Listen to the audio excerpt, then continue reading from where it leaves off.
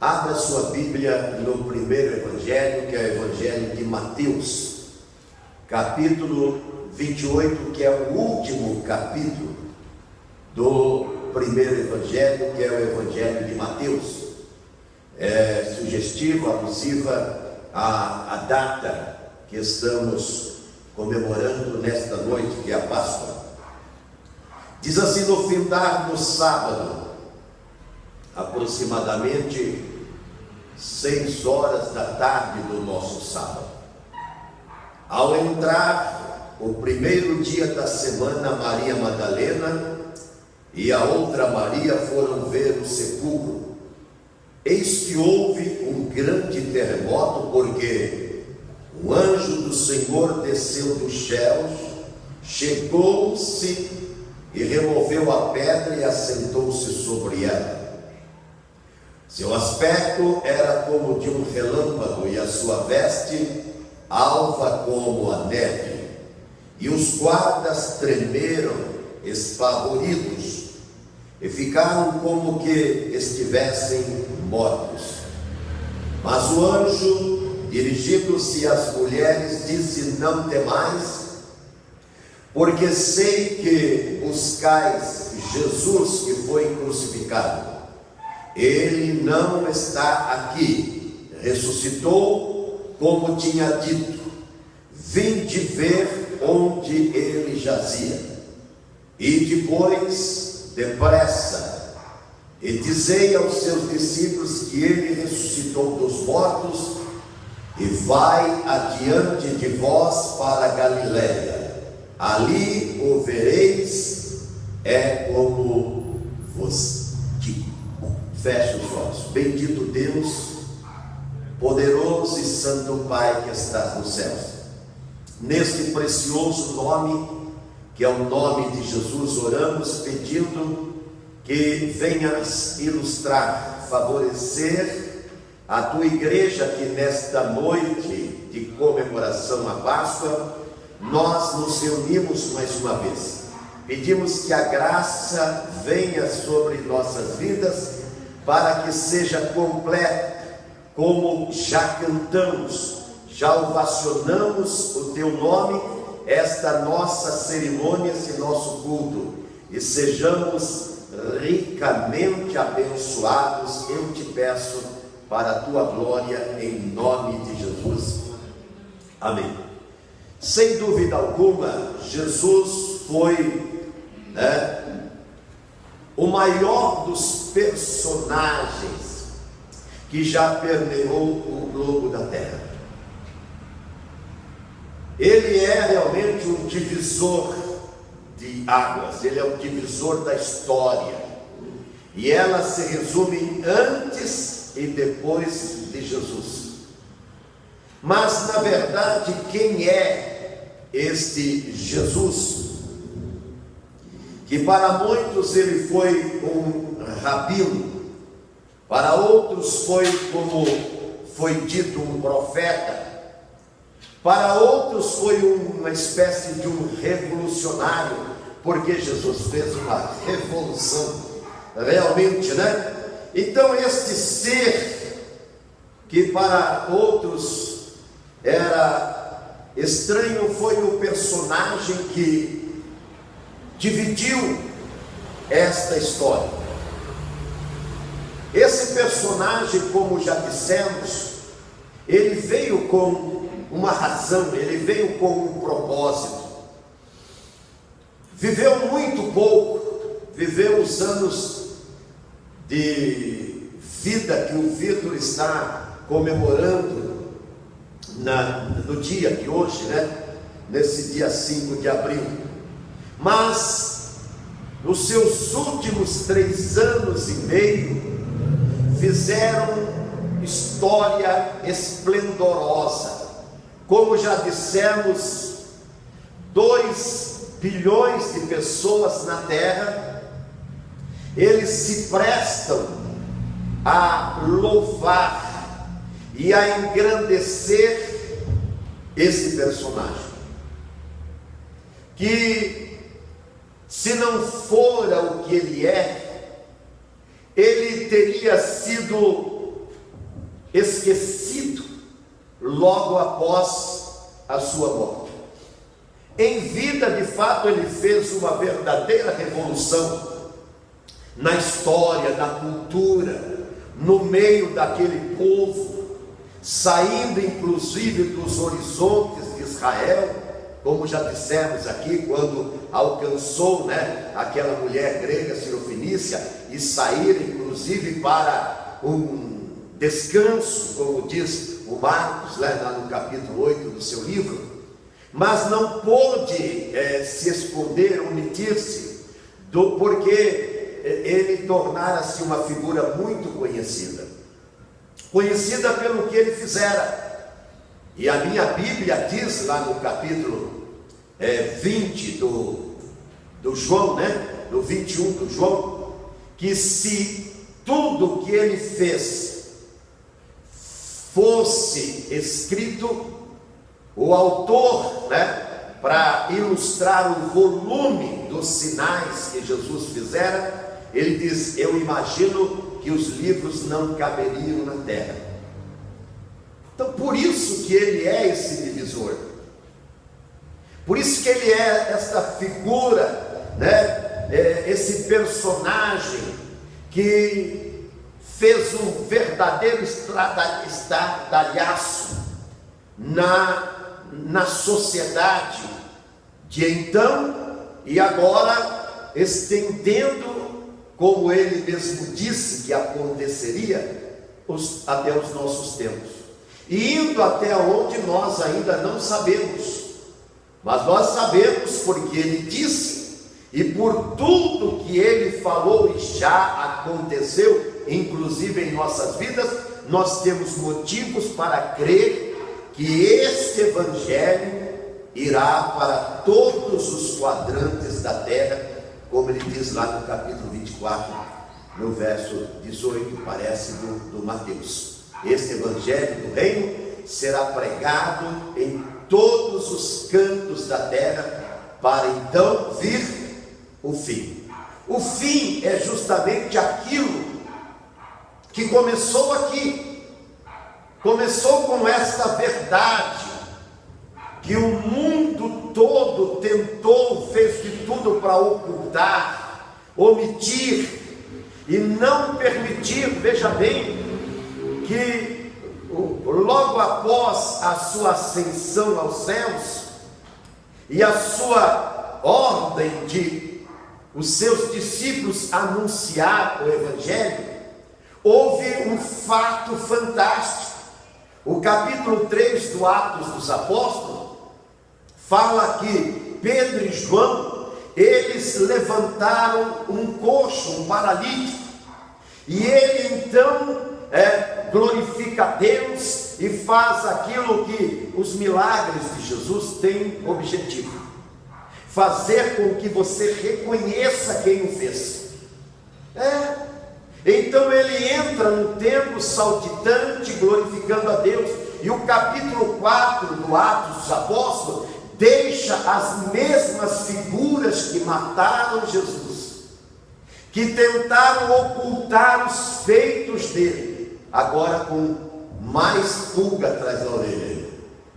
Porque eles dizem, parece que no verso 16, que faremos, veja bem, porque estes homens fizeram um sinal que não se pode negar.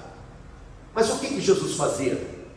Nos seus 3 anos e meio de ministério, sinais fantásticos, tirando as pessoas das agonias de vida que estavam.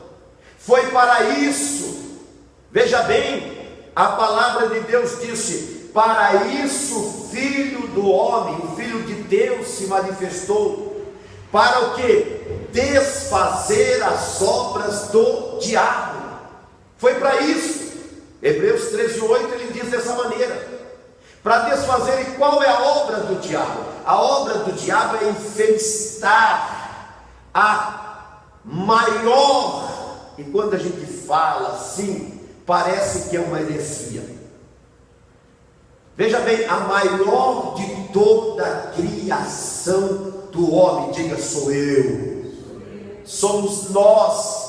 Foi Adão, foi Eva, foi aqueles que adquiriram a semelhança com todas as glórias da criação que a ciência está descobrindo até os dias de hoje, e vão ainda ficar perplexos com novas descobertas, tanto nos abismos dos mares, como na terra e como também na esfera do espaço, do que ele fez. Mas nada é tão significativo como o homem. O homem é a coroa da criação de Deus.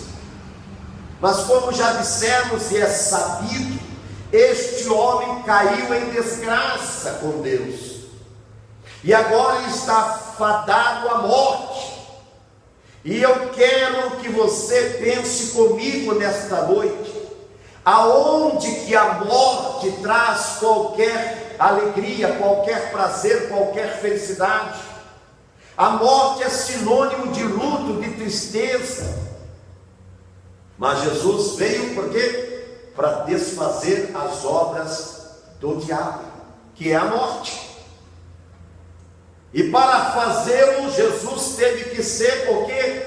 Isso que acabamos de ler, o primogênito. O que é primogênito? Primeiro dentre os mortos. E ele não se nega a vir. Muito pelo contrário, ele se propõe lá no Hebreus 10, para vir e acabar definitivamente com essa agonia, a agonia do império da destruição e da morte que reinou até esse dia. Até esse dia a morte reinava soberana, mas a partir de então, por isso é que todo o inferno, ele ficou o quê? Absorto com o que aconteceu. E eles lutaram, inclusive colocando a soldadesca, colocando as autoridades, os soldados para guardar, porque pensavam ele, como diz lá no capítulo 7 do João, que Jesus era um enganador, que aquilo que ele falara que iria acontecer consigo mesmo não tinha possibilidade nenhuma de acontecer. Mas agora nós vemos então uma explosão de poder dos céus manifestando naquela montanha, no Monte Caveira. E Jesus então, saindo das ânsias da morte, para dizer aquilo que o Paulo gritou lá no Coríntios 15: morte, onde está o seu poder? Onde está a tua força? Todo o poder é de Deus, toda a força é do Criador. E ele tinha que provar isso, não para si mesmo, mas para o inferno, que não cria que isso podia se dar. Então nós vemos então o que? Esse camponês, para uns esse profeta, esse revolucionário, essa pessoa, para um mística, e para outra mítica, porque muitas pessoas acreditam que Jesus é um mito, uma parcela muito grande da sociedade. Mito é uma invenção, uma criação, e místico o que? Alguém inusitado que fez algo que ninguém podia fazer, então ele marcou a sua época, e ninguém marcou o tempo como Jesus. Ninguém na terra. Aonde é que está o Maomé? Aonde é que está o Confúcio? Aonde que está o Buda? Aonde que está o Allan Kardec? Aonde que está o Reverendo Moon? Aonde que estão todos os humanos que, mesmo que tenham feito história com suas seitas, religiões, aonde eles estão? Seus ossos estão lá. Mas as mulheres chegaram e elas viram que o anjo que estava ali, resplandecente. Imagine como a Bíblia ilustra. Ele é como um relâmpago. Suas vestes, o Pedro, o Tiago e o João lá no capítulo 17 de Mateus, eles contemplaram Jesus, Moisés e Elias com essa mesma glória. Imagine quando nós chegarmos lá no céu, o que nós não veremos dessa pungência toda, dessa magnitude toda, dessa infinitude de Deus, que vai ofuscar realmente os nossos olhos, embora já tenhamos, como João diz, né, a mesma natureza, porque João diz que nós o veremos como ele é, e como ele é também, veja bem, para você glorificar a Deus, nós também seremos. E é isso que deixa a humanidade lá fora incrédula, porque nós podemos, crédulos, dizer: nós acreditamos. Por quê? Porque ele ressuscitou, ele saiu da morte, ele venceu a morte. Então o túmulo vazio está, ele não está, até hoje está lá, ele não está aqui, ressuscitou. É a grande verdade, é o grande marco do Evangelho de Deus, que Paulo chama de poder para a salvação. No tempo de Jesus havia também, como no nosso tempo, muitas religiões, muitas seitas, havia partidos, né, como há nos dias de hoje. Havia os zelotes, havia os publicanos, havia os fariseus, havia os saduceus, e dentre esses os saduceus não acreditavam que houvesse anjos, que houvesse milagre, todos eles baseados na Bíblia. Você vê como a Bíblia tem base para tudo? E que não havia ressurreição também. Inclusive lá no capítulo 23 do Atos dos Apóstolos, Paulo, quando ele foi levado às autoridades, ainda em Jerusalém, e ele era o acirrado defensor desse livro. Ah, como nós estamos precisando de Paulo. Saulo nós temos bastante, mas Paulo nós estamos numa necessidade. Jesus, lá no 11 de Mateus, a partir do verso 36, no 38, ele diz assim: orai para que o Pai envie os salvos, os pastores, os pregadores, os emissários, porque a seara é grande. Quando ele fala de seara, ele está falando de ovelhas perdidas, de pessoas que estão lambuzadas no pecado, de pessoas que ainda não conhecem a salvação, que eles, como Paulo escreve em Romanos, lá no capítulo de número 10, eles não virão se não houver quem pregue. E o Paulo então é levado lá para defender o que ele fez como marco para a vida dele. Ele mesmo diz: Deus me colocou por defesa do Evangelho. Que convicção maravilhosa, né? Dessa pessoa, que lá no capítulo 20 do Atos dos Apóstolos, se eu não me engano, 38 ou 39, versículo 38 e 39, o que ele diz? Ele diz: eu sei que eu indo para lá, quer dizer, para Jerusalém, eles vão me esportear, vão me perseguir, porque o Espírito Santo de Deus só me mostra isso. E aí, quando eu fico pensando nesse Evangelho para nós, eu fico imaginando quem de nós ficaríamos aqui.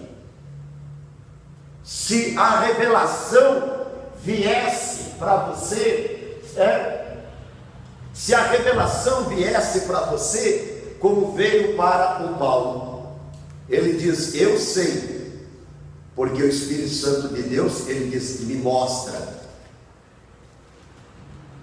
Veja bem, capítulo 20, verso 22 do Atos: agora eu, ligado pelo Espírito, vou a Jerusalém, e eu não sei o que vai acontecer comigo.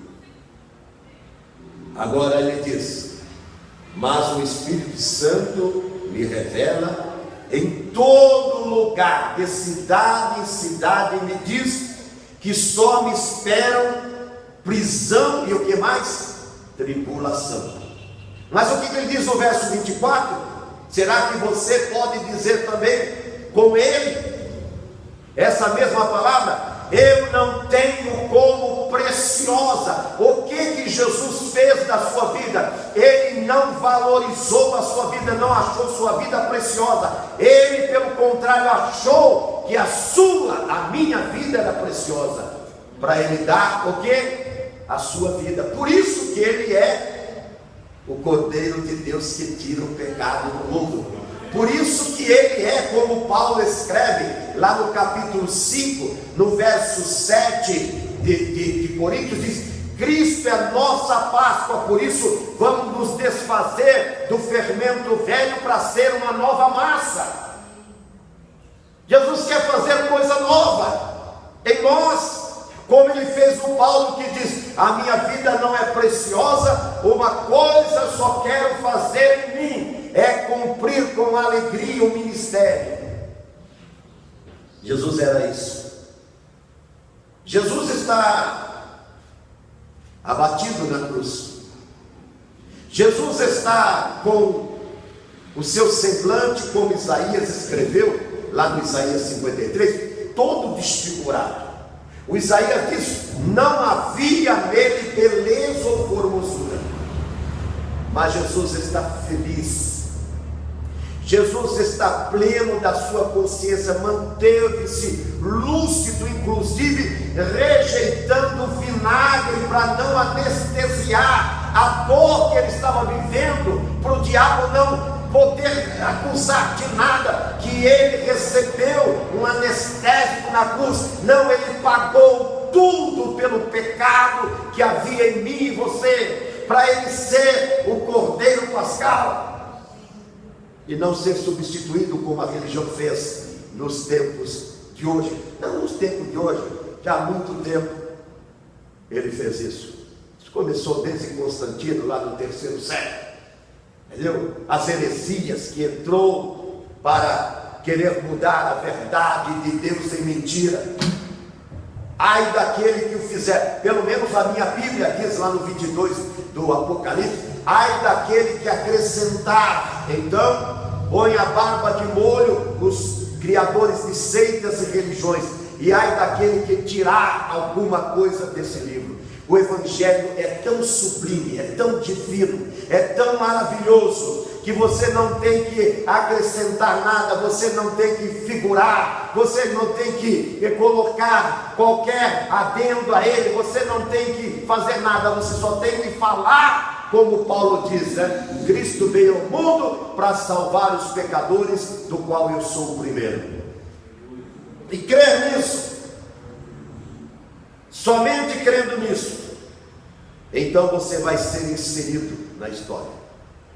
Veja bem, para nós que não vivemos os 3 anos e meio do ministério, nós aqui no Brasil, em todas os outros hemisférios, em todas as outras terras, em todos os outros lugares, não vivemos os 3 anos e meio que os historiadores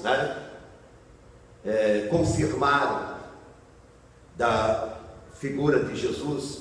Não só a Bíblia, existem dezenas de livros históricos chamados de apócrifos, que aí inclusive a Igreja Romana colocou algumas no seu livro chamado de Bíblia também, e muitos outros que confirmam essas verdades desse personagem chamado Jesus, que 3 anos e meio passeou pelas poentes ruas e fez aquilo que o João disse: os livros não caberiam na terra. Mas aqui para nós temos 2 pontos que são marcos para a nossa fé. Mas alguns, eles não entendem plenamente esse mistério. Não entendem. Nós temos a sexta-feira da paixão, que a maioria dos ditos cristãos reconhece, mas a manhã da ressurreição, que é o grande desfecho do projeto de Deus para a pessoa caída, que é o homem, ele é visto, por isso que surgem esses personagens aí sim míticos, que são os coelhinhos, que são os ovos de Páscoa. Isso são mitos criados, são criação do homem. Mas Jesus não. Jesus é verdade.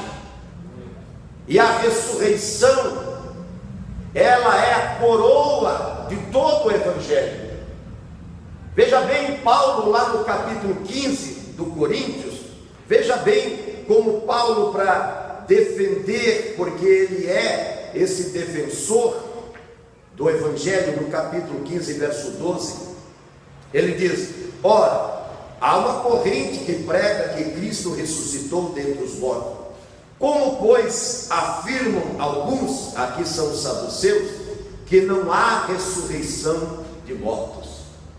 Aí Paulo, para confirmar esta verdade, ele diz no verso 20: mas se de fato Cristo ressuscitou dentre os mortos, sendo ele as primícias dos que dormem, visto que a morte veio por um homem, também por um homem veio a ressurreição dos mortos, porque assim como em Adão todos morrem, assim também todos serão vivificados em Cristo. Paulo então está aqui levantando, a verdade das palavras de Jesus. Paulo está dizendo para eles que é uma tolice dizer que Jesus não tinha ressuscitado. Aí Paulo diz: se ele não ressuscitou, então nós estamos enganados. E a nossa mensagem, a nossa pregação, ela é inútil, ela é tola, ela é vã. Mas como? Veja bem, o próprio Atos dos Apóstolos, como nós dissemos, lá no capítulo 4, as autoridades que mataram Jesus disseram: o que faremos? Estavam eles perdidinhos. Quando Jesus estava aqui na terra, essa mesma palavra eles falaram lá no capítulo 11 do João. Que faremos? Disseram ele. Este homem, quem? Jesus. Essa personagem, esse camponês, esse nazareno, esse humilde homem da Galileia, esse carpinteiro, essa pessoa que, presta atenção no que eu vou dizer, mesmo que ele tivesse vindo nos tempos de hoje, com a facilidade de comunicação que nós temos, eles iriam fechar os canais, iam apagar as lâmpadas, iam desligar as câmeras, e Jesus não apareceria em veículo nenhum, mesmo que fosse nos dias de hoje.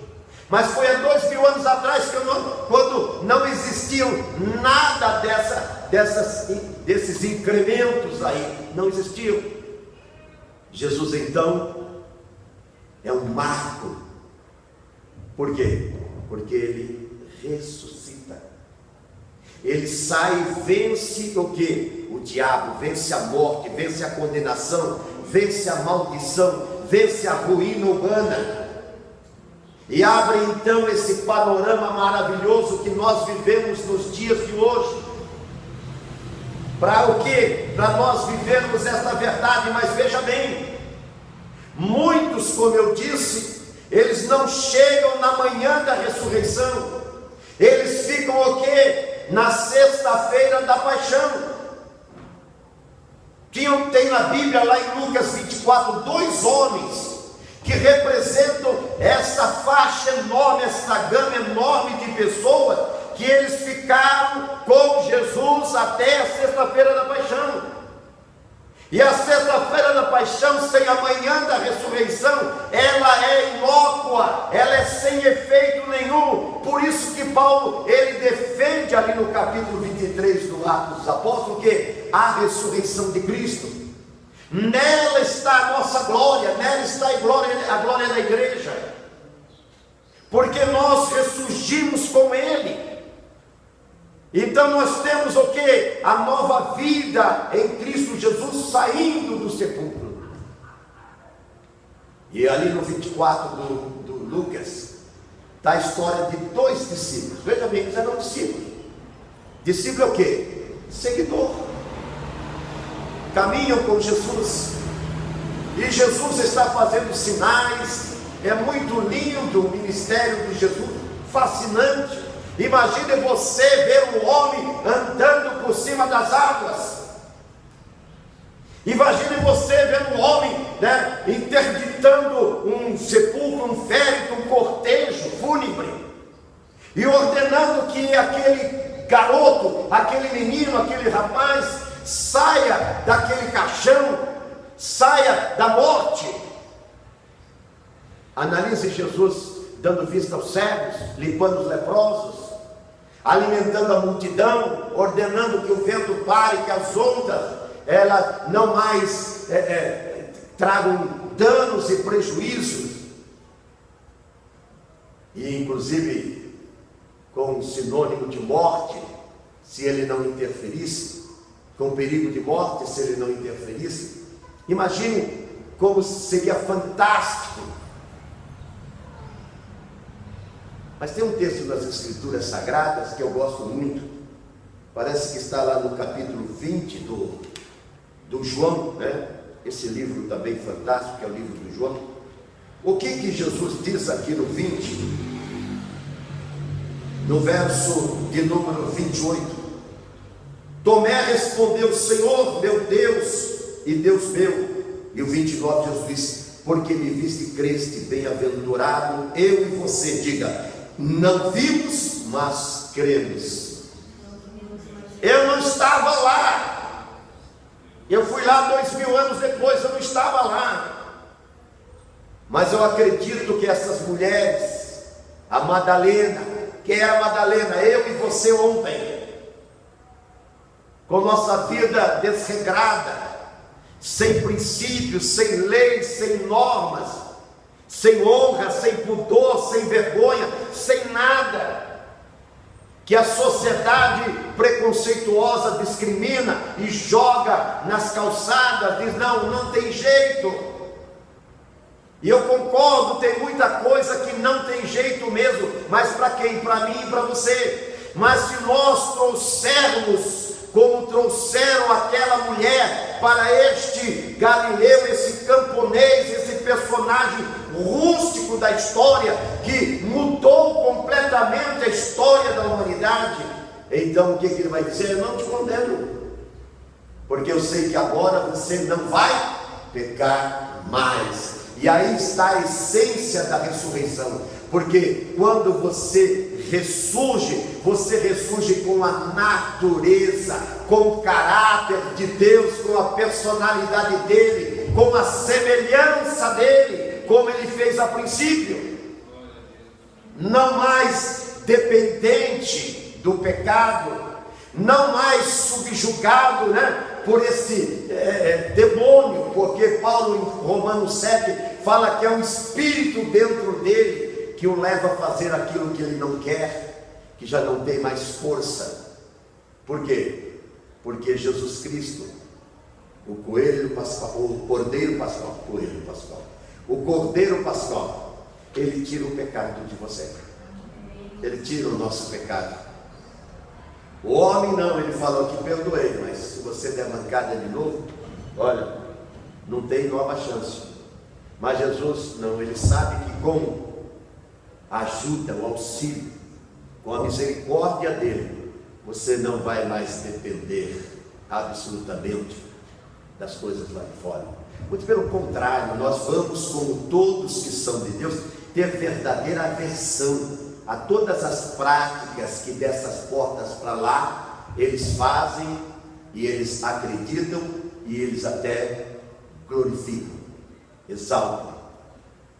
Mas nós temos um outro prazer. Por quê? Porque fomos aceitos, embora não merecemos, para entrar na história, e saímos do estado primário, que vivíamos. E soubemos então da grande paixão, da sexta-feira da paixão, da agonia que eles fazem o filme lá do Mel Gibson, né? Do sacrifício de Jesus, e é realmente um horror tudo aquilo, mas que eles não aventuram a fazer como esta mulher, vir até o túmulo e ver que Jesus não está mais lá, e ele sofreu o que sofreu, não para ser um mito aí na história, não, ele o fez para transformar a nossa vida e fazer-nos a nova criatura que é o seu sonho. Será que nós vamos frustrar esse Deus? Será que o sacrifício dele em favor pessoal, porque não é coletivo, é favor pessoal, é individual, vai ficar sem efeito nenhum? Não, eu não posso fazer, seria muita ingratidão. A maior ingratidão do homem é ele reconhecer a paixão de Cristo, mas não ir até a manhã da ressurreição, onde toda a glória da paixão ela é revelada, onde está o cumprimento, onde está o grande desfecho do plano de Deus para a salvação, onde está a chave de ouro de Deus para com o projeto que Ele criou para a nossa redenção, com esse sacrifício. E agora Jesus, ele aparece aqui no verso que nós lemos, né? Nós lemos o capítulo 24 do Mateus, 28 do Mateus, e agora Jesus aparece no versículo 16. Seguiram os 11 discípulos para a Galileia, para o monte que Jesus dissera, e quando viram, o adoraram. E alguns, veja bem, como nós acabamos de dizer, eles ficaram na sexta-feira da paixão. O que esse verso diz? Alguns outros duvidaram. Quem duvidaram? Aqueles dois de Lucas 24. É o Cleófas e o seu amigo.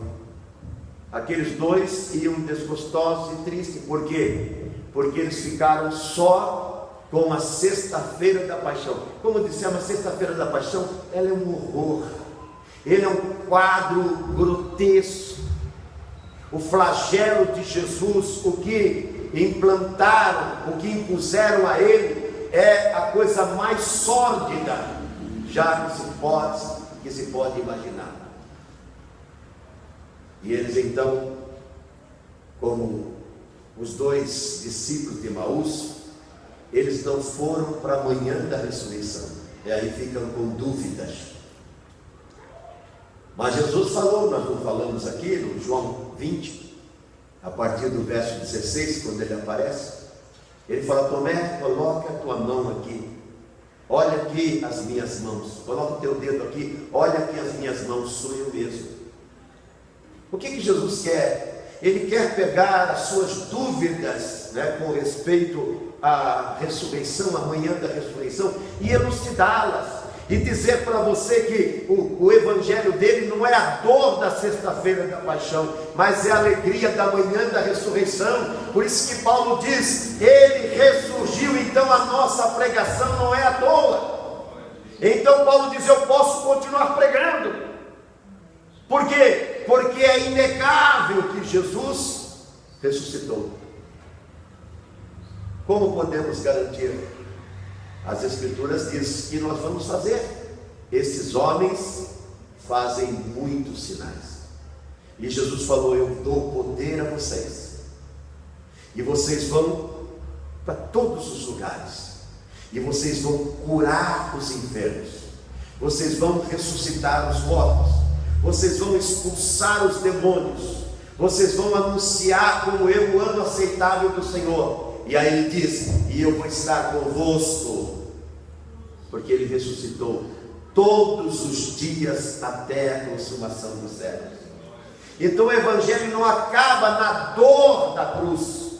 Não, o Evangelho, ele praticamente para nós, ele começa na manhã da ressurreição. Então não fique na sexta-feira da paixão, venha para a manhã da ressurreição, e nela, então você vai encontrar o que? O alívio, vai encontrar a resposta para todas as questões que evidentemente matutam na nossa mente, martelam o nosso coração, querendo nos fazer incrédulos e duvidosos. Mas quando Jesus entra na nossa vida, como entrou na vida da Maria, que é a primeira personagem a anunciar o grande evento, a grande verdade da palavra de Jesus: no terceiro dia eu vou ressuscitar. Evangelho é ressurreição, Evangelho é vida nova, Evangelho não é morte. Sexta-feira da paixão é crucificação, é morte, é dor, é sofrimento, mas a ressurreição é vida nova, é vida com esperança. Vamos ficar em pé e vamos orar. Pai bendito e amado, no precioso nome de Jesus eu oro. Quando o Senhor mais uma vez nos toca a alma e o coração, eu oro, Senhor, por todos que ouviram aqui e que nos ouvirão a posterior, para que, ó Deus, eles possam crer, e em crendo, ó Deus, terem esperança, como a tua igreja tem, teve e sempre terá, porque confiam em ti. Em nome de Jesus, amém, Senhor, amém.